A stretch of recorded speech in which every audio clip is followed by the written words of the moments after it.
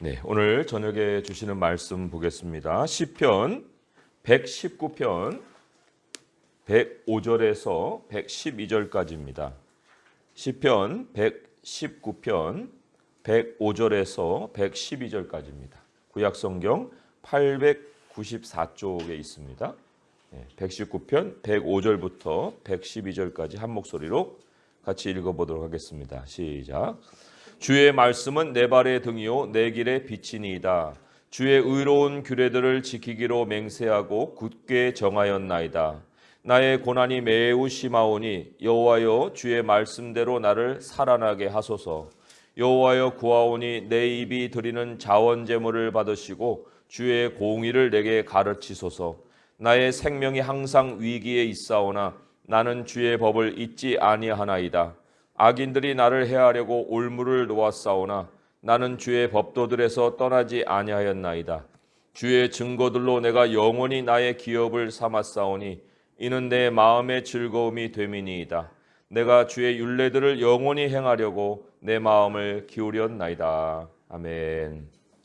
네, 시편 기자가 109절에서 나의 생명이 항상 위기에 있사오니 이런 고백을 했습니다. 나의 생명이 항상 위기에 있다. 이 말씀을 한번 마음으로 거듭 읽어보세요. 나도 그러한가? 우리도 그러한가? 언뜻 동의가 안 될 수도 있습니다. 하지만 이 말씀의 이제 설명을 쭉 듣고 나시면 실감을 하실 거예요. 아, 바로 그래. 나도 이 나의 생명이 항상 위기에 있는 것을 나도 느끼지. 이렇게 동의가 되실 거예요. 그 말씀의 원어의 의미를 문자대로 번역하면 이렇게 되어 있습니다. 내 생명이 항상 내 손안에 있나이다. 좀 의미가 달라 보여요. 내 생명이 항상 위기에 있다는 것과 내 생명이 항상 내 손안에 있다는 것과 이게 어떻게 의미가 통하길래 이 말을 이런 식으로 번역을 해놨을까? 그런 생각이 들지만 한번 이렇게 의미를 새겨보세요. 내 생명을 내 손에서 내려놓지를 못하는 거예요.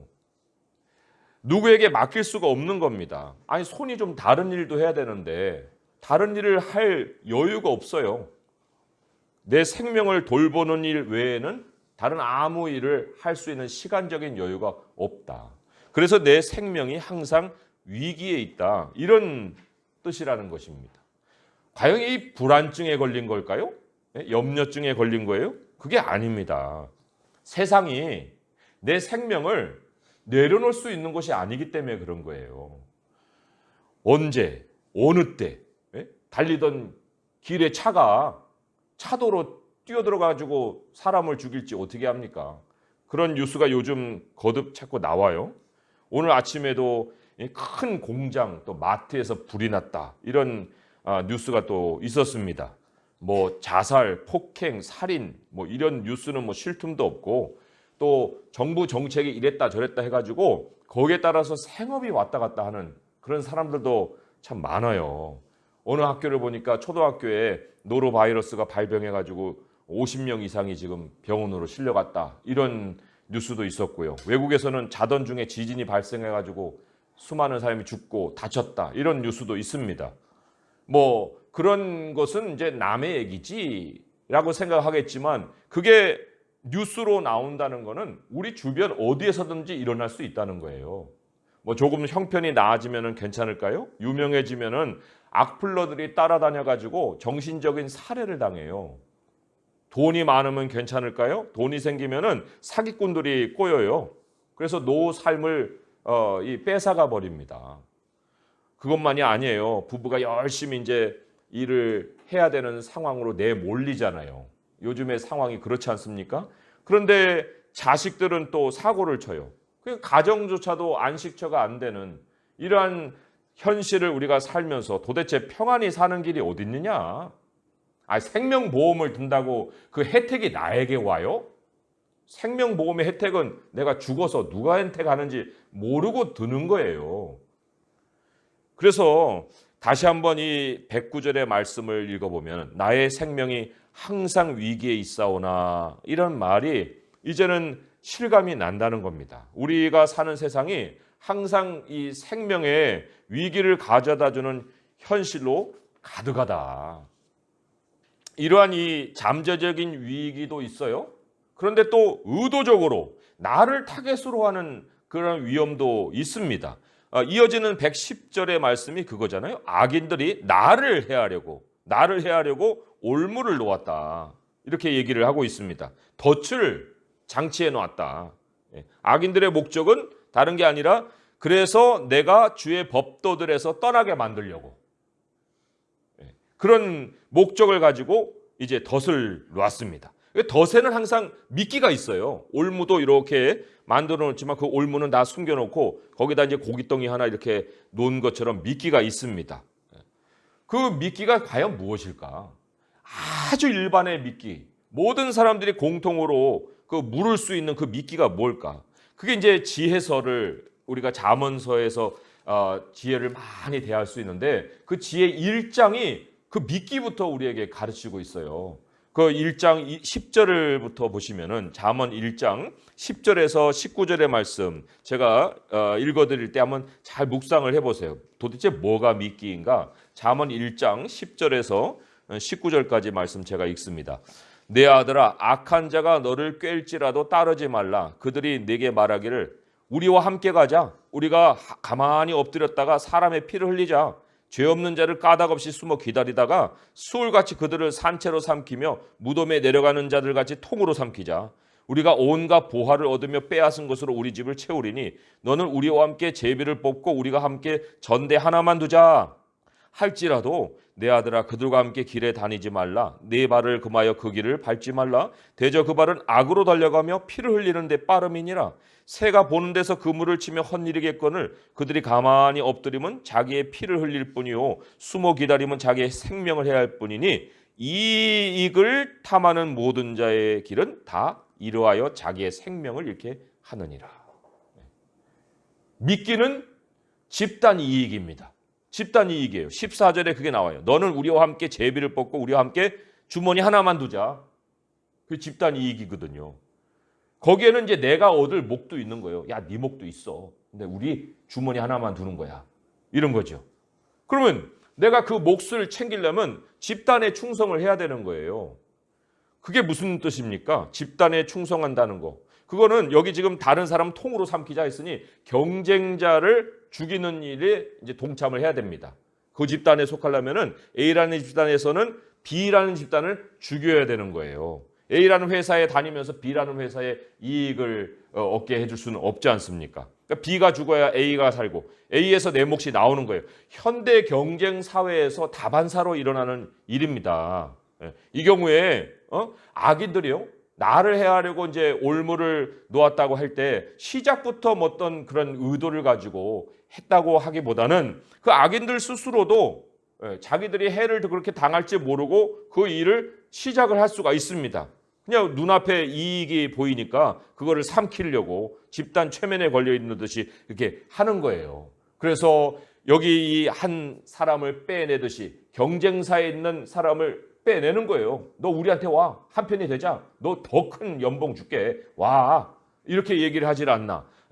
은행에서도 뭐 상품을 팔잖아요. 그래가지고 그 ELS인지 DLS인지 뭐 그 상품을 샀다가 우리은행하고 하나은행에서 쫄딱 망한 사람들 다 많잖아요. 몇 억씩 집어넣었다 노후 자금을 다 빼앗기고 다 괜찮다 해갖고 넣은 거예요. 그런데 다 그렇게 손해를 받지 않습니까? 어디 가면은 가다가 막 아파트 분양하는 데선 사람을 막 잡아 끌어요. 나는 속사정도 모르고 돈도 없고 아무것도 없는 사람인데 왜 나를 끌을까 하는데 그 사람들은 그걸 가지고 사람들을 이제 잡아 끌어서 자기들 이익을 챙기려고 하는 거예요. 그 집단적인 어떤 그 이익에 이제 눈이 머는 거죠. 근데 결국은 다 끝이 멸망이라고 그랬습니다. 19절에 보니까 이익을 탐하는 모든 자의 길은 다 이러하여 자기의 생명을 잃게 하느니라. 주님이 뭐라고 그랬습니까? 15절 16절에 내 아들아 그들과 함께 길에 다니지 말아라. 네 발을 금하여 그 길을 밟지 말아라. 대저 그 발은 악으로 달려가며 피를 흘리는데 빠름이니이다. 세상이 집단적으로 움직이는 곳에 올무가 있다는 겁니다. 특히 그 이익이 미끼로 작용하고 있는 모든 영역에서는요, 생명을 잃을 수 있어요. 그런데 사람들은요, 집단으로 움직여야 마음의 안정을 찾아요. 내가 저 사람들 다 저려고 하는데 나는 아니야? 이게 도태될 것 같은 그런 위기감을 느낍니다. 더군다나 돈 되는 일이라는데 끝물이라도 살라고 하는 거예요. 그거 놓치면 큰일 날 것처럼. 그래서 돈도 되고 많은 사람도 함께하는 일이면 안심을 하고 투자를 하는 거예요. 그러니까 뭐가 길 안내의 기준이에요? 길 안내의 기준을 보니까 이익이고 군중이에요. 이익이 남은 따라가고 군중에 하면 하는 거예요. 이게 돈에만 국한되는 일이 아니에요. 아이 교육도 있어요. 직업을 선택하는 일에도 그렇습니다. 결혼도 마찬가지예요. 가게 경영에도 마찬가지예요. 물론 이 출발은 악인들의 올무로 출발을 했겠지만, 그러나 올무에 이 덫에 걸리는 모습을 보게 되면 내 탐욕이 한몫하는 거예요. 내 탐욕 때문에 위기에 놓이는 것입니다. 나는 과연 이러한 기준이 아닐까? 나의 이 등불은 이익이 아니고 군중이 아닌가? 한번 깊이 생각해 볼 만한 그러한 문제입니다. 도대체 내가 이런 영역에서 아까 말씀드렸죠? 아이 교육이나 직업 선택이나 결혼이나 가게 경영이나 이런 것에서 선택을 결정할 때 무엇을 근거로 하는가? 뭐가 결정 요인인가? 많은 사람들이 하는 거기? 아니, 많은 이익을 얻을 수 있다는 그거? 그게 내 결정 요인인가? 그렇게 쫓아가면 어떻게 된다고 그랬어요? 악인들이 목적하는 거에 이제 부합해지는 거예요. 그 목적을 이루어주는 거예요. 목적이 뭐라고 했습니까? 내가 법도에서 떠난다고 그랬잖아요. 주의 법도들에서 떠나는 것이다. 그런데 오늘 말씀을 이제 시작하는 105절로 돌아오면 105절에서 주님이 이렇게 얘기하셨어요. 주의 말씀은 내 발의 등이요 내 길의 빛이니이다. 내 발의 등이요 내 길의 빛이다. 주의 말씀이 생생한 현장에서, 그러니까 내 발이고 내 길이잖아요. 거기에서 생생한 현실에서 나를 비춰주는 빛이라는 겁니다. 근데 많은 그리스도인들이 하나님의 말씀을 생생하게 발로 걸어갈 때 빛으로 삼는 게 아니고 가로등으로 삼아요. 가로등은 움직이지 않습니다. 근데 어느 정도 가로등이냐면은 가장 심한 경우에는 교회 마당에 켜진 가로등이에요. 그 교회 마당을 나오면은 빛이 없어요. 왜? 가로등 두고 왔으니까. 거기에만 비추는 빛의 효력이 그 마당 정도에 그치는 거예요. 주의 말씀이 내 발의 등이요 내 길에 비춰야 되는데, 들고 다니면서 생생한 빛을 확실하게 비춰서 나의 앞길을 어디로 가야 되는가 알아야 되는데, 아니 교회 가로등까지는 아니어도 어떤 많은 경우에는 그냥 집에다가 말씀을 두고 다녀요. 그냥 성경책 정도 읽고 끝나는 거죠. 그리고는 막상 이 선택의 기로 삶의 현장에 와서는 말씀을 꺼내서 뭔가를 비춰보는 것이 아니고 욕심이 또 이제 길을 비추는 빛이 되는 거예요. 눈에 불이 들어와 가지고. 돈 되는 전공, 돈 되는 직업, 돈 되는 배우자, 돈 되는 집장만, 돈 되는 투자, 이런 거면 다 하는 거예요. 말씀이 빛이 될 필요도 없어요. TV에서 선전합니다. 많은 사람들의 입에서 그거 잘했네 하고 이렇게 막 회자되는 상상이 머릿속에서 떠오릅니다. 내세우면 부러울 만한 그런 여러 가지 것들. 두 번 고려하지도 않아요. 또 그렇게 생각할 시간을 주지도 않습니다. 당장 결정해야 돼요. 그런 거는. 그런데 그렇게 해가지고 결과가 좋을 것 같은 일이 내 손에 들어왔어요. 바라는 대로. 그러면 그 이후에도 계속 좋을까요?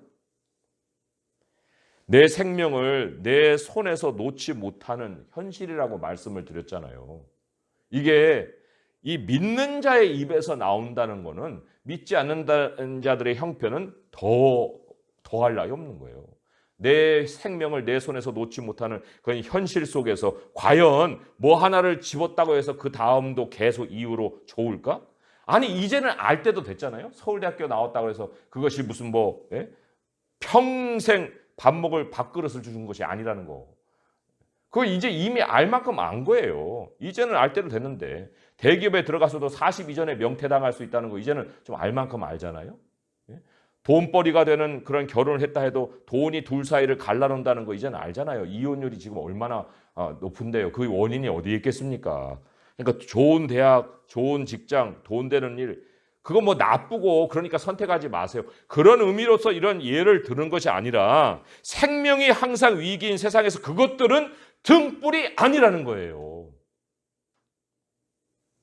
세상은 어둡고 세상은 그 어둠이 짙어져 가고 있고 등불에 더 밝기를 의지해야 되는데 인생의 길을 비춰주는 등불은 다른 데서 자꾸만 찾으려고 하면 이게 안 된다는 얘기입니다. 오늘 그래서 말씀이 주의 말씀이 내 발의 등이고 내 길의 빛이다. 그리고 그 말씀을 고정된 가로등이 아니다. 길을 갈 때 항상 들고 가야 될 등불이다. 이렇게 지금 우리에게 가르치고 계십니다. 아니 우리가 등불이 내 앞에서 비추려면 등불을 의지적으로 가지고 다녀야죠. 내가 의지적으로 등불을 가지고 다니지도 않는데 등불이 따라오면서 비춰주는 경우가 어디 있습니까? 우리 하나님의 말씀을 이동하는 빛으로 가지고 다니려면 그 말씀은 내 마음 안에 있어야 되는 거예요. 성경책을 펴는 시간만 빛이 나오는 것으로 만족해서는 안 된다는 거예요. 우리의 빛의 기능이 우리가 보통 생각할 때는 빛은 외부에서 내 안으로 비춰주는 거야. 그러니까 빛이 어둠을 밝혀서 내 눈이 어두운 중에서도 밝은 것을 보는 거지. 이게 이제 빛의 기능이라고 우리는 생각할 거예요. 그러니까 빛은 밖에 있고 눈은 등불의 역할을 하는 거죠. 램프의 역할을 하는 거예요. 그래서 빛이 들어오면서 그 램프에 빛이 딱 비춰주는 거죠. 그런데 예수님이 빛의 원리를 얘기하실 때는 정반대로 얘기하셨어요. 정반대로. 어떻게 얘기하셨는가? 누가복음 11장 34절에 보면 내 몸의 등불은 눈이라. 이건 이제 같아요. 눈이 등불이에요. 빛이 들어와서 이제 반짝하니까 눈은 등불인데, 그런데 예수님의 말씀에 빛은 밖에 있지 않고 안에 있다는 거예요. 누가복음 11장 35절에 보면 그러므로 내 속에 있는 빛이 어둡지 아니한가 보아라. 내 온몸이 밝아 조금도 어두운 데가 없으면 등불의 빛이 너를 비출 때와 같이 온전히 밝으리라.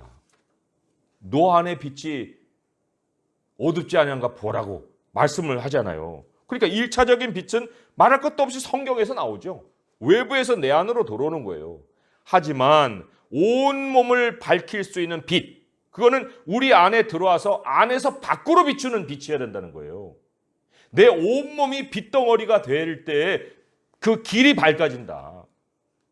그게 예수님이 우리에게 가르쳐 주신 이 빛에 대한 가르침입니다. 주의 말씀이 내 발의 등이요 내 길의 빛이 되기 위해서는 그 말씀이 내 안에서 내 눈을 비춰야 돼요. 눈을 통해서 빛이 나가는 거예요. 내가 말씀을 얼마나 간직하고 있느냐에 따라서 내 눈에서 하나님의 빛이 나오게 돼 있습니다. 눈에서 빛이 나온다 해서 무슨 뭐 이상한 걸 상상할 것이 아니라 내 모든 생각의 기능이 하나님의 말씀으로 돌아간다는 거예요. 나의 관점이 하나님의 말씀이 되어서 세상을 보게 하신다는 겁니다. 성경책을 어떻게 회의 시간에 펼쳐놓겠습니까? 본다 한들. 또 운전 중에 어떻게 성경책을 읽겠어요? 꺼내서 읽는다 한들 뭐 그 상황에 맞는 그 말씀을 또 언제 찾을 거예요? 하나님 말씀이 내가 살아가는 현장에서 내 발의 등이고 내 길의 빛이 되기 위해서는요, 106절과 같은 결심이 우리에게 있어야 됩니다. 106절의 말씀에 어떻게 신앙 결심을 했습니까? 주의 의로운 규례들을 지키기로 맹세하고 굳게 정하였나이다. 여기 핵심어는 지키기로예요. 지키기로. 키핑이라고 하죠. 키핑. 이 키핑은 간수하다는 뜻입니다. 주의 의로운 규례들을 내가 간수하기로, 내 안에서 잊어버리지 않고 내가 꼭 가지고 있기로 맹세하고 그렇게 확정했나이다. 이런 의미를 전달하고 있습니다. 우리가 그래서요, 이 말씀을 읽는 중에 특별히 감동이 되는 말씀은 암송해야 됩니다. 외워야 돼요. 아니 뭐 그거를 우리가 옛날에 영어 단어 외우는 노력에 비하면 10분의 1도 안 드는 거예요. 10분의 1도 노력을 안 해도 외워질 수 있어요. 뭐 목표를 크게 잡으라는 게 아니에요. 그게 잘 안 되시는 분들은 1년에 이달의 말씀 해갖고 12가지 구절. 1년에 12개의 구절만 외워도 얼마나 큰 도움이 되는지 몰라요. 또 조금은 더 외워야겠다 하면 2주의 말씀 52개. 또 더 목표를 정하자면 오늘의 말씀. 그러면 이제 365개가 되는 거죠. 이것 중에 하나는 택하해서 결심을 해야 되는 거예요. 하나님, 내가 오늘부터요 이달의 말씀으로 시작해서 내가 말씀을 암송하겠습니다. 그래? 그리고 이 사람이 그렇게 맹세만 한 것이 아니라 확 정하였나이다 했는데 이게 컨펌했다는 거거든요. 그러니까 그렇게 해봤다는 거예요. 맹세만 끝나는 것이 아니라 그렇게 해보았다. 정하였나이다. 이런 얘기죠. 말씀이 우리에게 빛으로 역사를 하게 되면요. 어떤 현상들이 나타날까? 내가 이제 말씀을 이제 성경 읽고 덮고 요런 정도가 아니라 이제 내 안에다가 다 가지고 다니면서 떠올릴 수 있는 그 말씀들을 이제 가지게 되면 그 말씀이 빛이 되어서 나를 어떻게 인도한다는 것인가? 거기에 대한 사례가 이제 또 잠언서에 또 나와요. 잠언 6장으로 한번 옮겨가 보겠습니다. 잠언 6장 20절에서 23절의 말씀이에요. 이 말씀을 보시면은 이제 악몽의 문제도 해결이 될 수 있어요. 불면증의 문제도 해결이 다 됩니다. 잠언 6장 20절에서 23절의 말씀 같이 한번 읽어보겠습니다. 잠언 6장 20절에서 23절입니다. 시작. 내 아들아 내 아비의 명령을 지키며 내 어미의 법을 떠나지 말고 그것을 항상 내 마음에 새기며 내 목에 매라. 그것이 내가 다닐 때에 너를 인도하며 내가 잘 때에 너를 보호하며 내가 깰 때에 너와 더불어 말하리니 대저 명령은 등불이요 법은 빛이요 훈계의 책망은 곧 생명의 길이라. 아멘. 여기 24시간이 다 나옵니다. 다닐 때, 잘 때, 깰 때. 여기에 빠진 게 있어요? 빠진 거 없어요. 다닐 때 하나님이 어떻게 하신다고요? 앞서 가신다. 다닐 때 너를 인도한다 그랬잖아요. 내가 잘 때 너를 보호한다. 잘 때 보호한다는 게 무슨 얘기예요? 악몽에서 지키고 그리고 불면증이 없어지는 거예요. 그리고 깰 때에 너와 더불어 말한다? 그건 묵상이죠. 묵상을 얘기하는 거예요. 그러니까 묵상하고 하나님이 앞서 인도해 주시고 잘 때는 그 말씀이 내 안에서 나를 보호해 주시고 저는 그래서 이 말씀을 문자대로 믿어요. 그리고는 제가 자기 전에 항상 잠언을 읽습니다. 그리고 잠언에 제가 감동이 되는 말씀 하나를 구절을 그 자기 전에 외워놔요. 그리고는 아침에 그 말씀이 떠오르는가 안 떠오르는가 이렇게 시험을 해봅니다. 떠오를 때도 있고 안 떠오를 때도 있어요. 그렇지만 그 말씀이 마지막 저의 그 생각이 되게끔 노력을 많이 합니다. 또 그게 건너뛰는 데도 있겠지만은 그러나 그것을 저는 습관으로 삼고 살기 때문에 그것을 해야 된다는 것이 제 스케줄에 있어요. 우리 성도님들도 한번 해보세요. 그것이 얼마나 나의 생각을 맑게 하고 나의 잠을 정말 편안하게 해주는가 하는 걸 경험하실 거예요. 이런 하나님의 말씀의 등불이 내 안에 있어 그거 내 길을 비춰준다고 할 때 참 이 실제적으로 우리가 이제 여러 가지 어려움을 겪을 때 그 하나님께 드릴 수 있는 기도의 샘플도 오늘 말씀이 우리에게 소개를 해주고 있어요. 그게 바로 107편, 108편의 107절, 108절의 말씀에 있는 거예요. 자, 보겠습니다. 107절, 108절 함께 읽어볼까요? 시작. 나의 고난이 매우 심하오니 여호와여 주의 말씀대로 나를 살아나게 하소서. 여호와여 구하오니 내 입이 드리는 자원 제물을 받으시고 주의 공의를 내게 가르치소서. 여기 다른 것들을 우리가 다 외우면 좋겠지만은 핵심 2개만 잘 기억을 하셔도 돼요. 뭐냐면 자원 제물이라는 것과 공의를 가르쳐 달라는 거예요. 자원 제물과 공의를 가르쳐 달라. 자원재물이라는 게 뭘까요? 이 자원재물이라는 것은요, 내가 누구에 끌려다니는 게 아니에요. 내 마음에서 하나님, 나 말씀에 인도받고 싶어요. 하나님 말씀으로 인도해 주세요. 하나님 말씀을 이렇게 하셨잖아요. 나에게 하나님 그 말씀대로 이루어지길 원합니다. 이런 자원함으로 하나님께 찾아 나가는 거예요. 언제요? 고난 중에.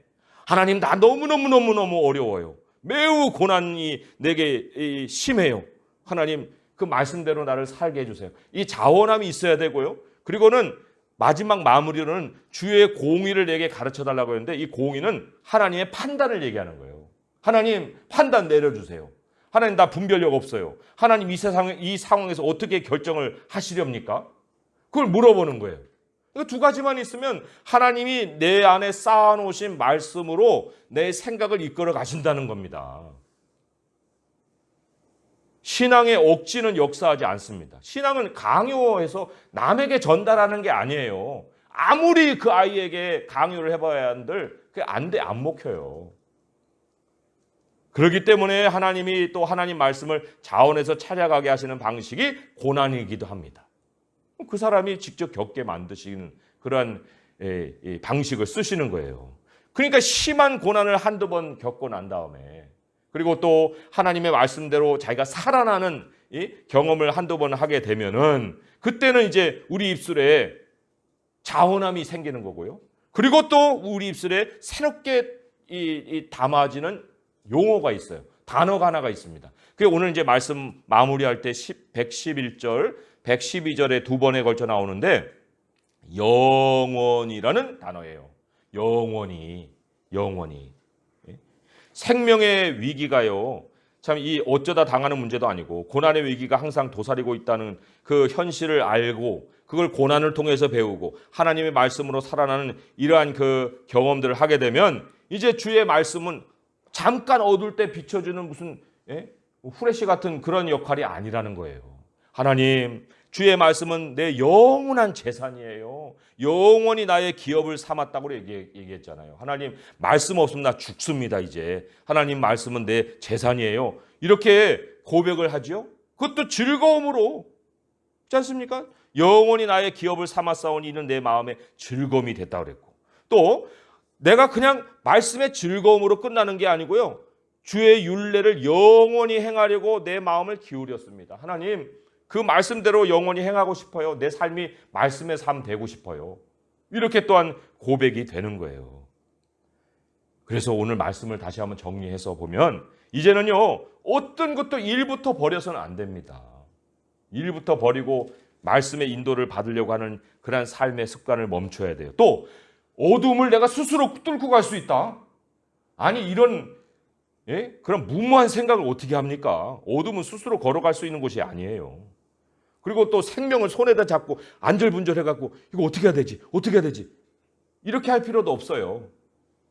주의 말씀을 간직하는 것을 결심하고 주의 말씀이 정말 환한 빛으로 내 안에서 눈을 통해 빛나기까지 그렇게 앞길을 비춰줄 수 있는 그런 말씀으로 내 안에 모시고 그리고 24시간 주의 말씀을 통해서 인도를 받고 깰 때 묵상하고 다닐 때 인도받고 잘 때 주님의 말씀이 보호해주고 그래서 이 말씀이 우리 인생의 안내자가 되어서 정말 어두운 세상에 우리가 걸어가는 빛이 되고 그리고 또 그 안에서 생명을 정말 생명답게 누릴 수 있는 우리 성도들 될 수 있기를 주님 이름으로 축원드립니다.